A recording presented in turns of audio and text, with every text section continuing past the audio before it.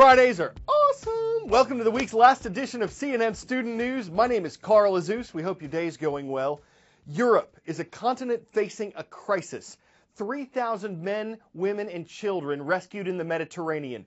Dozens of others found dead on boats or other vehicles. This happened over 2 days this week. Hundreds of thousands of people are fleeing their homeland, hoping for asylum, a safe and secure place to live in Europe. They're leaving behind violence in Afghanistan, instability in Libya, a years-long civil war in Syria, and some of the European countries where they're headed are feeling a strain on their borders. Hungary, for instance, says the flow of migrants is creating an emergency. Its government says 1,500 people are illegally entering the country daily. It calls that unacceptable. Hungary is sending as many as 2,000 police officers to help secure its borders. It's also building a temporary barrier, a type of fence, along its border with Serbia. Walls have been built throughout history to protect countries or to keep certain groups of people apart. The Great Wall of China may be the most famous example. There's also Hadrian's Wall, intended to shield Roman Britain from what the Romans called barbarians. Peace walls in Northern Ireland still separate Catholic areas from Protestant ones. Spanish territory in Morocco is fenced in. A United Nations buffer zone stretches across the island of Cyprus. The number of walls separating different parts of the world seems to be increasing.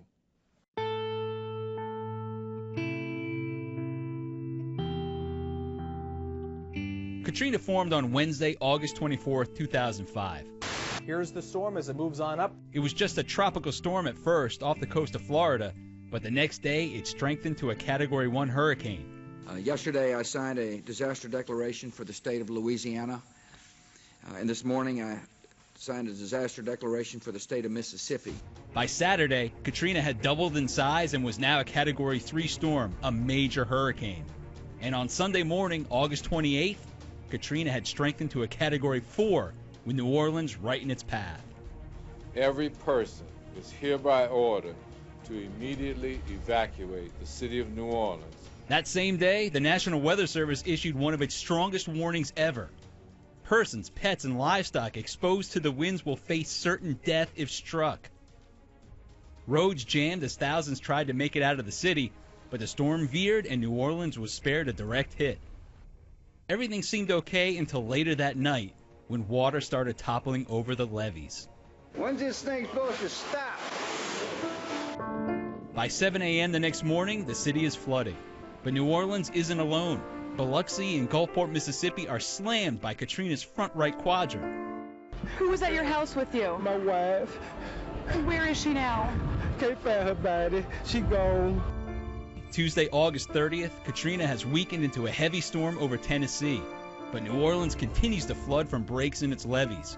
Hundreds of thousands are suddenly homeless, and it would be weeks before the waters finally went down. More than 10,000 people sought shelter in the heavily damaged New Orleans Superdome after Hurricane Katrina. Tomorrow marks 10 years to the day that the storm roared ashore. It was blamed for the deaths of more than 1,800 people across 5 states. Katrina wasn't the deadliest hurricane to hit U.S. shores, but the government says it was the costliest, estimating the damage at $108 billion. Waveland, Mississippi, about 50 miles east of New Orleans, was called ground zero for Katrina. More than 90% of homes there were destroyed. The main street, Coleman Avenue, was described as just dirt, mud, and tents after the storm. But 10 years later, like parts of New Orleans, there are signs of recovery.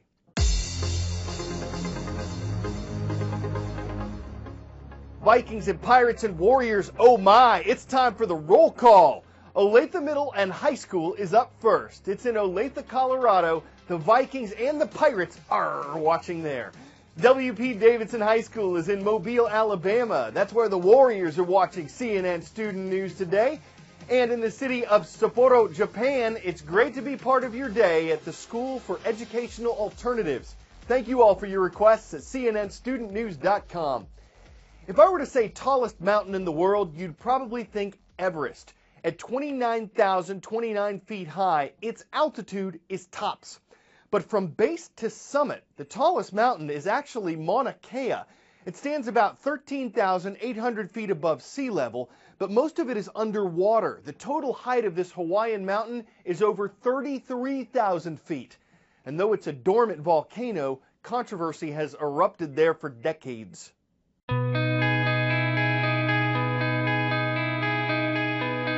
Mauna Kea, which means White Mountain, is one of the tallest summits in the world.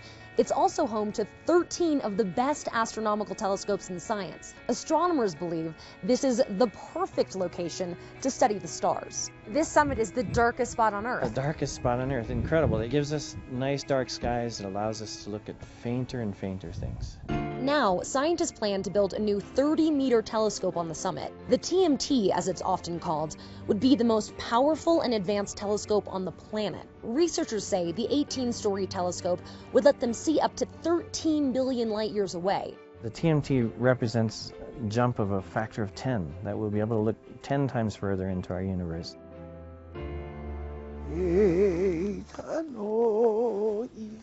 But to native Hawaiians, this is the most sacred mountain on the island. For grandpas and grandmas. It's where their earliest ancestors originated, and they consider it a temple. They do not want any more construction here and have taken legal action to stop it.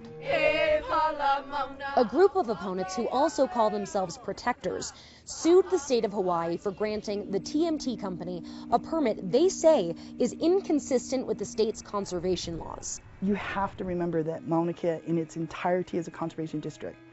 And conservation districts are one of the highest protected levels, and it's supposed to be no construction. The debate between astronomers and native Hawaiians dates back to the 1960s, when the University of Hawaii first started plans to turn Mauna Kea into a leading site for astronomy. We as Hawaiians, this astronomy is so much a part of our life, of who we are, of what we were, that in fact it's kind of crazy not to welcome it. Because of the historic controversy, it took several years for the $1.4 billion TMT project to get approved by the state of Hawaii. In April, they finally started construction. But that all came to a halt just a few days later, when hundreds of protesters showed up and shut down the project. More than 30 protesters were arrested that day on charges of obstruction. There have been several more arrests on the summit because each time TMT workers try to build, protesters step in. We have reached a limit, and science has to accept that there are human limits also. The Hawaii Supreme Court has decided to take on the protectors' lawsuit. There, the final decision will be made on whether the permit to build this telescope is valid or not. In the meantime, the TMT company has the legal right to continue construction at any point, but the protectors say they're ready to stop them.